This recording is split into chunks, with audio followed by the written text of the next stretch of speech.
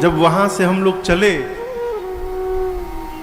तो पूज्य महाराज श्री ने मुझे एक प्रसंग सुनाया। बोले बाबू मानस जी में, अभी मैं नया ही गया था मानस जी के गायन क्षेत्र में, अभी उस समय मैं कथा नहीं गाता था। तो जब निकले तो पूज्य महाराज श्री बोले बाबू, भरत जी से जब गुरुदेव भगवान वशिष्ठ जी ने ये बात कही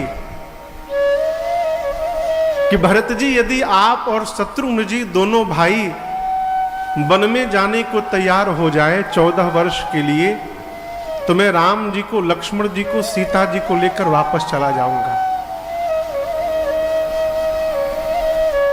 ये शब्द सुनने के बाद भरत जी नाचने लगे और कहे गुरुदेव, यदि मेरे वन में जाने से प्रभु अयोध्या वापस चले जाएंगे तो मैं एक वाक्य, एक बात स्पष्ट कर देना चाहता हूं। मैं 14 वर्ष के लिए वन में नहीं जाना चाहता हूं प्रभु, मैं जीवन भर वन में रहने को तैयार हूं, आप मेरे भैया को लेके चले जाइए। और इस प्रसंग के बाद गुरुदेव की मति हेरा गई। गा चह पार जतन ही हेरा, पावत नाव न गोहित बेरा। जैसे कोई स्त्री समुद्र तट पे खड़ी हो समुद्र पार करने के लिए, और उसके पास कोई नाव न हो, बोहित न हो, पतवार न हो, नौका न हो, उस समय उस स्त्री की मनह दशा जैसी होगी, उस मनह दशा में गुरुदेव भगवान पहुंच गए। राम जी के पास सबको लेकर गए। राम जी ने कहा गुरुदेव भगवान आप निर्णय लीजिए कौन क्या करे। तब गुरु जी ने कहा राम, भारत स्नेहा विचार न राखा। राम, आपके भाई भरत के प्रेम ने आज मेरे विचार करने की शक्ति को समाप्त कर दिया है। भरत जी के प्रेम के आगे मैं आज कुछ चिंतन करने लायक बचा ही नहीं। मैं तो कहता हूं भरत जी जो कह रहे हैं वही कर लिया जाए, उसी में सबका हित हो जाएगा। जब भरत जी के प्रति गुरुदेव भगवान के इस भाव को रघुनाथ जी ने देखा तो राम जी नाचने लगे और राम जी भरत जी से बोले भाई आप भले मेरे से छोटे हो, लेकिन आज मेरे छोटे भैया भरत ने अपने बड़े भैया राम को पीछे छोड़ दिया। क्यों? जिस प्रकार से गुरुदेव ने आज आपकी प्रशंसा की है भरत, उस प्रकार से गुरुदेव ने आज तक कभी राम की प्रशंसा नहीं की। और जिस शिष्य की प्रशंसा सदगुरु कर रहा हो उससे सौभाग्यशाली दूसरा कोई नहीं हो सकता। इतना कह के महाराज श्री ने हमसे कहा बेटा आज वही दृश्य फिर दिखाई पड़ा। आदरणीय भैया जी की प्रशंसा इनके पूज्यपाद अब तो बैकुंठ चले गए, गुरुदेव भगवान ने 20 मिनट तक इनकी प्रशंसा की। क्यों? इनका जीवन ही धर्म मूर्ति जीवन है। इनकी पावन उपस्थिति में हम और आप बैठकर इस कथा को गाएंगे, प्रारंभ करेंगे। आज प्रथम सत्र में दैनिक यजमान के रूप में श्रीमान जितेंद्र तिवारी, श्रीमती चंदा तिवारी जी एवं द्वितीय यजमान श्रीमान अनिल तिवारी जी, श्रीमती पूनम तिवारी जी, जिन्होंने आपके सन्मुख ठाकुर जी का पूजन किया। भैया भैया क्लियर आवाज में गूंज रही आवाज मुझे। आसपास दूर से आए आप समस्त कथा के रसिक श्रोता बंधु माताएं बहनें, हमारे भोला भैया, हमारे बड़े भैया श्रीमान राजेश पांडे जी, नरोदेश्वर जी, विवेक भैया जी, जितने लोग हमारी पूजनिया माता जी आई हैं, जितने लोग आसपास दूर से आए हैं, आप सबको मेरा सादर जय सिया राम।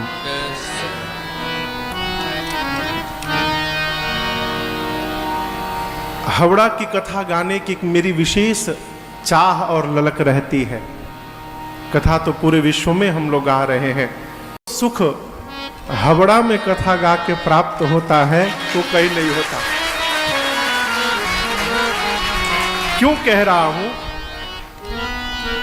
यहाँ कथा गाने पे लगता है कि हम अपने घर में बैठ के कथा गा रहे हैं, पूरे परिवार के बीच में बैठे हैं।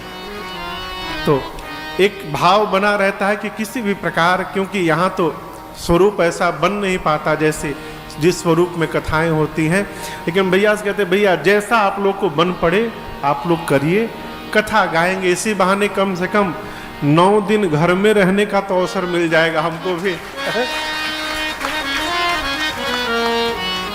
अभी प्रारंभ में जिस छंद को हमने गाया आपने सुना, ये श्री रामचरितमानस जी का सबसे अंतिम छंद है। गोस्वामी तुलसीदास जी कहते हैं, और 13 वर्ष की यात्रा में पहली बार हम लोग इस छंद से कथा आज प्रारंभ किए। वो भी पहले से कुछ मन में था नहीं। जब मंगलाचरण में गा रहा था तो गाते गाते मन में भाव आया कि आज यहां से कथा प्रारंभ किया जाए।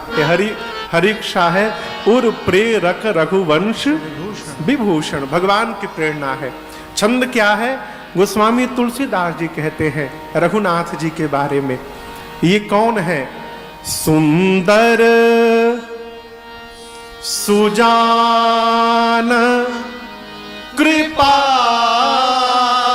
निधान, विशेषता अनाथ पर कर प्रीत जो। भगवान सुंदर है।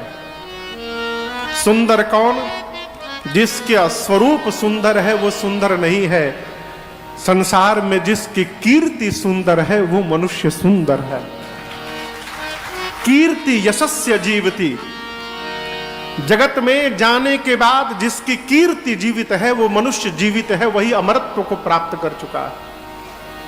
भगवान की कीर्ति सुंदर है। सुंदर सुजान, सुजान यानी रघुनाथ जी सज्जन है, और ये प्रमाण मां पार्वती जी ने दिया है, ये हम नहीं बोल रहे हैं।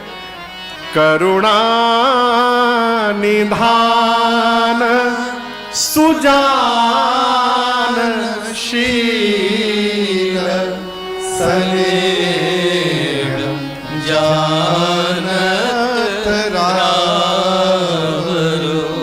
गोस्वामी जी भी नहीं कह रहे कि राम जी सज्जन है। जीवन में किसी भी बात को सुनने से पहले इस बात का विचार करिएगा कि उस वाक्य को कहने वाला कौन है।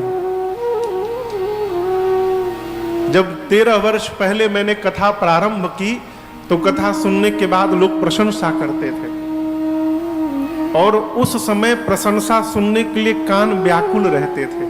कोई आके प्रशंसा करे बड़ा अच्छा लगता।